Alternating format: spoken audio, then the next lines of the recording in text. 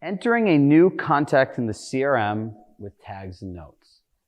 Now that you've effectively completed your Med C, it's time to enter the sellers into the Compass CRM.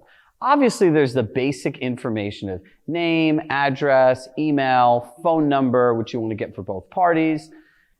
But here's the next step. We always say at CSC, the sole purpose of data is to be able to make future decisions off of it.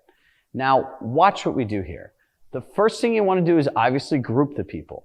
Now, there's some very specific tags we want you to use, and there's a system why it works today and in the future.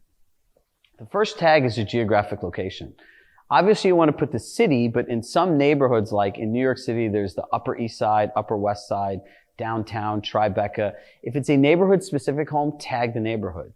The approximate price range of the listing, you'll want to put that in based on what your local market knowledge is. The third thing that you want to put in is not yet listed, right? So that this is what the status is as of now. And the fourth thing you want to do is write listing appointment. So this identifies where the home is, the specific geographic area, the price point, the fact that you went on a listing appointment and it's not yet listed. Now, what are we going to do with this information? I'll get to that in 1 second. Once you enter the CRM in, think about notes, just like they do at the Four Seasons. Every request, every important thing that they feel is important, they put in the notes. So anytime you have to go back there, they say, Mr. Shah, we saw this, this, this, and this. So you'll want to enter the Med C into the notes section of your client's contact in the CRM, because this is something that you're going to want to go back to. The second thing you want to do when you're in there now is log the activity. Log in the phone call and log in the high points of the notes and start tracking all your activities. Remember what I said, the sole purpose of data is to make future decisions off of it. So the next step is set a Google alert for the property address, because you don't know if they're going to list with you, list with somebody else, or not list at all. Now, in a world where off-property markets are king, you have all this information. So scenario one is if you don't have this information.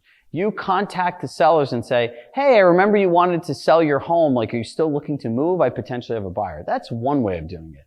A more effective way of doing it is when you have the right data, the tags, and you're able to really narrow it down and be able to share these properties with your buyer.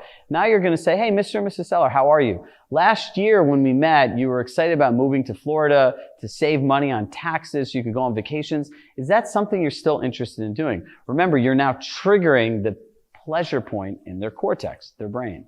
And this will allow you to more effectively collaborate a buyer and seller in potentially making an off-market sale. And this is how you enter a contact in the CRM.